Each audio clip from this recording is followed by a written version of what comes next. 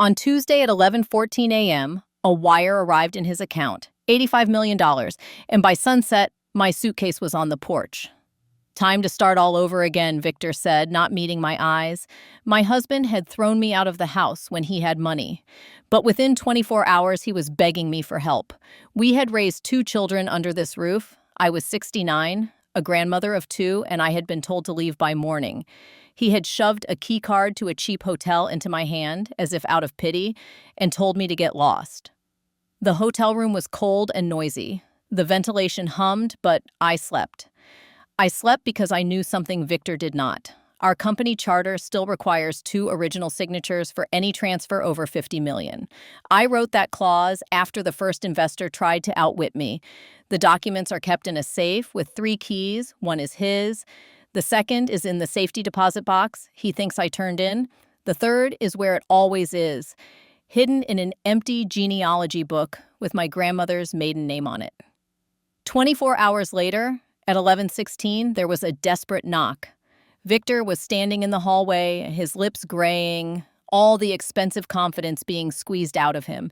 His assistant loomed behind him, her hair pulled back into a ponytail, her hands clasped as if awaiting a blessing. "Ava," he said, his voice tight, "I need you." "You?" I asked. "Or do you need my signature?" He swallowed. "The funds are frozen. The buyer is threatening to walk away. The legal department says the secretary's countersignature is missing. I thought they—" He caught himself before he said, "Ignore? Can we talk?" I glanced at the assistant. "Alina, huh? You can wait downstairs." She didn't move. Victor said her name as if he were scolding her. She left. He walked into the room. The air vent hummed. He smelled faintly of cologne and panic. For a moment, I thought of the young engineer who'd take my stapler and return it with a bow, the man who cooked chili on Sundays and named waiters after jazz musicians. Then the memory switched to the man who'd slid a hotel keycard across our lobby table and said the lawyers would be in touch. "How do you think it'll go?" I asked. "You take $85 million, take the house, erase my name from the door, and the universe applauds?"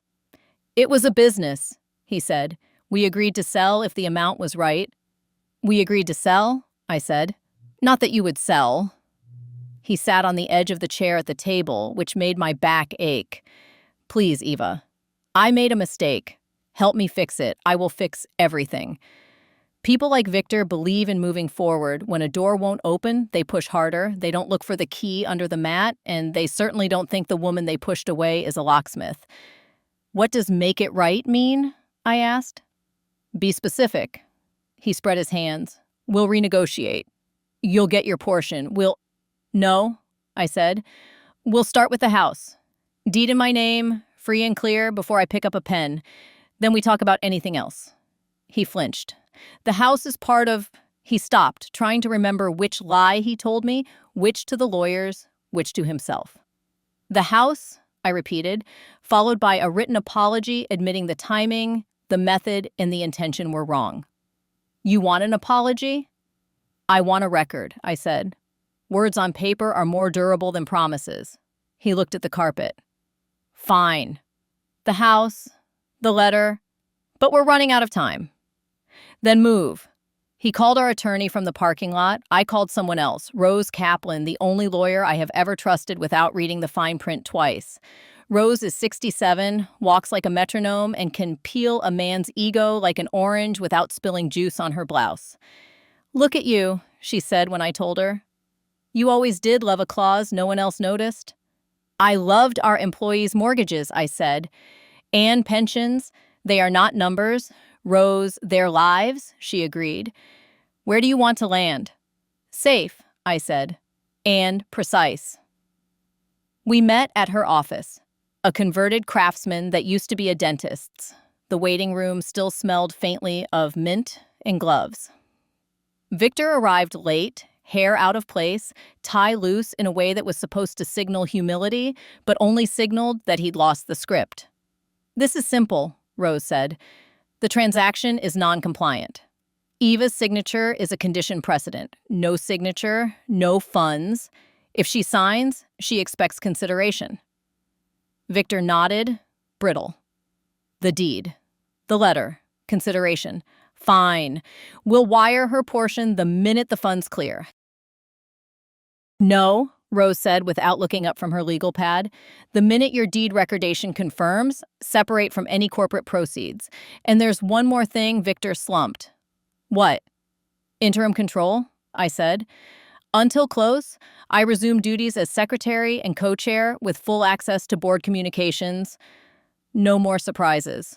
He stared. You want back in? I never left, I said. I was shoved. Rose slid a document across the table. Sign. He did. The house transfer set 3 things in motion. First, the county clerk stamped the deed, and the paper felt heavier in my hands than any bouquet. Second, our children realized something was happening because deeds become public quickly in a town this small. Third, Alina began to make mistakes. It started with an email she sent to the buyer's counsel that accidentally CC'd me. She addressed the lawyer by his first name, added a winking emoji, and attached a revised signature page for the post-nuptial agreement. The file had my name on it. The signature was not mine. I forwarded it to Rose with a single sentence. I don't use a loop on my E. Rose called me 5 minutes later. You sure? What do you think I was doing the afternoon your toddler bit my ankle? I said. Practicing my signature on 12 forms at the DMV. I know my letters. Rose exhaled. We're going to need the original. The original is in our safe, I said. Or it isn't. Either way, I know what I put in. And it was not a postnup. It was the trust amendments for the grandchildren. Let's go see, she said. The safe was in Victor's office, behind a framed photograph of a fishing trip where he pretended to like my brother. The metal was cool under my palms. The combination had not changed. Men like Victor believe locks are more about other people's honesty than their own caution. Inside, the folders were stacked wrong. I keep papers like a librarian, blue for financial, green for legal, red for personnel. Everything was shuffled, the paper equivalent of a ransacked drawer. The trust amendments were there. So was the shareholder agreement with my initials on all 9 pages. The postnup was not. Where would it be? Rose asked. If it exists, I said. In someone else's safe? Or in the glove box of a car that thinks no one notices it circling the block? We found the second place by accident. Alina parked 2 blocks from the office and walked the last stretch. She thought distance turned her invisible. Rose's paralegal, who reads vanity plates like some women read tea leaves, recognized the car from a dinner. The car belonged to the buyer's counsel's nephew. That afternoon, Victor tried to regain control with a meeting.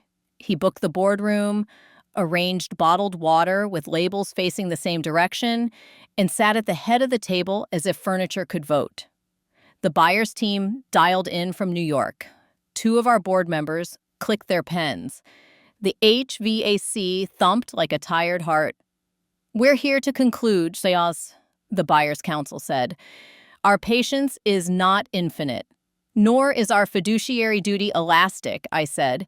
You are purchasing a healthy company. You will treat it like a living thing, not a carcass. A pause. Paper rustled. The buyer, Blythe Holdings, was a conglomerate with a habit of abandoning local promises. Their CEO had once said at a conference that communities bounce back. He had never watched a town shrink around a factory like a dress on the wrong setting. We're honoring the LOI, counsel said. We've complied with everything. Except the bylaws, I said. Except disclosure of related parties. And except, I looked at Victor. Respect. He flinched. Eva, please. I laid 3 photographs on the table. Alina handing a folder to the nephew by the car. Alina and the nephew at a restaurant, a hand on a knee. Alina scanning something that looked a lot like a signature card. I don't care who you date, I said. I care who you serve. And I care very much about forged documents. Rose slid a printed email to the center. The metadata showed edits made to the so-called postnup on a laptop registered to Blythe Holdings. The timestamp lined up with the hour my suitcase was placed on our porch. Gentlemen, Rose said to the screen, your exposure just doubled. Victor pressed fingers to his eyelids. Alina, he said, voice small. She folded into herself, but not enough. It was a draft, she whispered. He said it was standard. He said it would protect you by erasing my wife, Victor said. I let the word hang. The word he still used out of habit, out of reflex, out of a truth he thought he could sidestep like a puddle. Counsel's voice flattened. We should adjourn. We should renegotiate, I said. Or you can walk away now and explain to your investors why you passed on a profitable firm because you couldn't resist chiseling a grandmother. We took a recess. Victor walked into the hallway like a man walking into weather. I followed. He leaned against the wall, stared at a framed blueprint as if ducks could save him. How did we become this? He asked. How did money make me... He stopped. Men like Victor do not say weak. They say distracted. They say compromised. Anything but the naked thing. Money didn't do it, I said. Choices did. He nodded once, as if taking the blow the way he took a medicine he hated. Help me fix it. I'm already helping, I said. You just don't like the shape of the help. He looked at me then, really looked, and I could see the boy who once fixed my clogged sink with a wire hanger, who kissed my wrist after every fight, who believed my prudence was his good luck charm.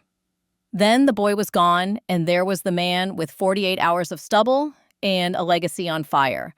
Our children arrived that evening. Paul drove down from Seattle, jaw clenched, eyes moving like a metronome between us. Lila arrived with a casserole and a ledger of questions. She set the food on the counter like a peace offering and got right to work. Are we safe? She asked. Are the pensions safe? Is Grandma Jo's annuity safe? Yes, I said, for now. If we do this right, they stay safe. Victor rubbed his forehead. Lila? No, she said. You don't get to pretend this is a board meeting. You kicked Mom out of her own house. What did you think was going to happen? That we'd send a fruit basket? He stared at the floor. Lila's voice shook, but not with fear, with fury. She is my daughter. Paul cleared his throat. What's the plan? The plan, I said, is to make our buyer tell the truth in public. They keep operations here for at least 5 years. They maintain payroll for 2. They fund the scholarship we promised. They report quarterly to a local oversight committee, and they stop trying to run side games through assistants and nephews. Lila exhaled. And if they won't, I smiled with my mouth, not my eyes. Then I take the deal they don't see coming. Because there was another offer, smaller headline number, bigger heart. 2 months earlier, before Victor's impatience turned to betrayal, I'd met with a cooperative of regional manufacturers, people who still wore steel-toed boots to their own board meetings. They wanted to buy 70%, keep us as minority partners, and tie our success to their network. They couldn't match $85 million. But they could promise something I valued more, roots. I had told them no because Victor wanted a yacht, not a bridge. I had not told Victor they existed because I knew the look he would give me, the lecture on fiduciary duty that has nothing to do with duty and everything to do with trophies. Rose and I called the cooperative that night. The chair, a woman named Marta, who once ran a lathe for 12 years before anyone let her hold a laser pointer at a meeting, answered on the second ring. You need a parachute or a partner? She asked. A spine, I said, and a clock. She laughed. I like you. Send the numbers.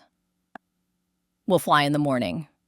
Morning brought rain and headlines. The local paper ran a story about the pending sale, the freeze, and the clause. The comments section did what comment sections do, called me a shrew, and then called me a saint. I stopped reading, I made coffee. I put on the pearl studs my grandmother wore to register to vote when women stopped being told to wait their turn. At 10, we reconvened in the boardroom. Blythe's counsel had traded silk for steel. Your assistant has been placed on leave, Senda, he said. We had no knowledge of any impropriety. We remain prepared to close on revised terms, I said. We need operational commitments. That isn't market, he said. I'm not a market, I said. I'm a town. Victor stared at me as if hearing a language he'd forgotten. The board members fidgeted, the HVAC thumped. I let the silence do its job. Men like this hate silence. It's the only room where their voices don't carry. 72 months, he said finally. We maintain operations for 72 months, payroll for 24, quarterly reports to a local committee. A scholarship fund in your mother's name will increase the headline number by 2 million if we can close by Friday. He thought money would dazzle me into forgetting what money can't do. He was not wrong about the temptation. The numbers meant raises. It meant new equipment. It meant I could stop waking at 3 a.m. to make sure the mortgage on the plant was still less than 3 months of receivables. I looked at Rose. She did not nod. She just went very still, a cat watching a bird who thinks her shadow is a branch. We'll consider, I said. We'll also be hosting another potential partner today. You can stay and listen. Or you can leave and imagine Blythe's counsel frowned. Another partner? Competition, I said kindly. It's market. Marta arrived in boots and a raincoat. She shook hands like a person who had worked for tips. She listened more than she talked. When she did talk, she asked about lead times and heat treat capacity and whether our line supervisors had any say in scheduling, questions that made my forearms relax for the first time in days. She toured the floor, nodded to the welders, asked the assembly crew what broke twice a week and who had a fix. She has that gift. Leaders either learn in hard jobs or never learn at all. She can hear a story while looking at numbers. We reconvened at 2. The rain eased. Blythe's counsel watched Marta as if he couldn't quite process a woman who didn't wear fear, like perfume. We're prepared to offer $68 million for 70%, Marta said. You keep 30. We keep the plant here for a decade. We fold your apprenticeships into our network. We share procurement. We keep your name on the building. And Eva stays on as chair. Blythe snorted. That's a vanity title. Marta looked at him as if he'd interrupted a prayer. Not where I'm from. Victor did the math out loud. 68 for 70 means the implied value is lower, I said. By design. Eva, he said. You can't be serious. I can, I said. I am. The difference between 70% of something healthy and 100% of a carcass is more than 17 million. Blythe's counsel leaned forward. We'll go to 90. Marta didn't flinch. We'll go to 70 for 70. And we'll put it in writing that the apprentices you trained after the last recession become foremen within 2 years. The board murmured. One of them, Harris, who had once told me I was too sentimental to run payroll, cleared his throat. What about shareholder return? Return, I said, is not a number. It's a future. Victor rubbed his forehead. He was not a villain in the way stories like to make men villains. He was an accumulation of small failures, of 2 or 3 convenient lies that hardened into a habit. He wanted to win. He had forgotten that winning is not the same as surviving. We broke for the day with no decision. Rose warned me about timing. Blythe could sue for tortious interference. The cooperative could balk if our books were not as clean as I believed. Alina could decide to cooperate with anyone who asked her to. Let her, I said. She can tell them how to open the genealogy book. That night, I returned to the house I now owned and made soup. Lila came over with the children. We ate at the kitchen island because the dining room still held ghosts. After the kids were asleep on the couch in their jackets, Lila took my hand. Do you love him? She asked. Still? Yes, I said. Differently. She nodded. What does revenge look like for you? Not blood, I said. Memory. I slept in my own bed. I woke at 5:12 a.m. with a sentence in my head like a stone. Ask who insured the representation and warranty policy. If Blythe had already bound R&W Insurance on the deal, the policy underwriter would have scrutinized our books, and any whiff of a forged postnup would make their lawyers want to crawl through our server logs with tweezers. In other words, leverage. Rose answered her phone on the second ring. You're evil, she said affectionately. I'll find out. By 9, she had an answer. There was a policy, the underwriter had questions. Those questions included why a personal marital agreement had suddenly become relevant to a corporate sale, and why a junior assistant was routing signature pages through a non-company email. We walked into the boardroom at 10 with an ally I had not expected, the insurance lawyer, a woman named Priya with a calm you could stack books on. She sat, folded her hands, and said, "Until we get comfortable, we will not all marriage. Without coverage, your buyer will not close. We can get comfortable quickly if everyone stops being cute." Blythe's counsel bristled. "We have been transparent." Priya looked at him as if he'd mispronounced her name. "You have been clumsy." Victor's eyes met mine. He gave the smallest nod. For the first time, I felt the tug of us on the same side again. Not married, not even allied, but pointed in a shared direction like two umbrellas in the same rain. I took a slow breath. "Here's my proposal," I said. "Blythe matches the cooperative's operational commitments, 10 years on location, 2 on payroll, apprentices into management. They add the scholarship in my mother's name.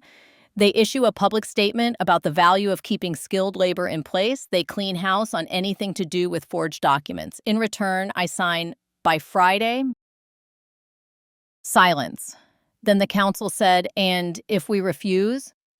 "Then I take 70 for 70, I said. "And you explain to your board why you sued a grandmother for trying to keep welders in work." He tried to stare me down. "I have survived mammograms, funerals, in the DMV." He blinked first. "We'll revert in an hour," he said. They returned in 40 minutes with a counter that was not a counter so much as a bow. They agreed to the commitments. They wanted a confidentiality clause. I told them to make it mutual and narrow. They wanted Victor to remain as consultant for a year. I told them 6 months, no hiring and firing authority, no desk near anyone who could be hurt by his need to be admired. They wanted to keep Alina. I used one word: no. At 2:06 p.m., we had a revised agreement. At 2:08, Rose slid the signature page to me. My hand did not shake. I dated it. I signed. Victor's breath left him like a man who had been holding it for a week. He signed his own page, eyes on the table, not looking at me, not looking at the door where the future waited like a dog that only comes when you pretend you don't want it. After, the room emptied the way rooms do after something important has occurred too quickly, and as if everyone has an appointment with a different version of themselves. I stayed. I watched the rain pick up again. Rose gathered her pens. "You did it," she said. "We did something," I said. "We will see if it holds." It held. It held because we made it visible. The press release went out that evening. The commitments were in bullet points. The scholarship had my mother's name spelled correctly. The apprentices met in the cafeteria and cheered in that quiet way. Men in work boots cheer with nods and someone slapping a table too hard and then pretending their hand didn't sting. Blythe closed on Friday. The funds released. Rose called to confirm the deed had recorded.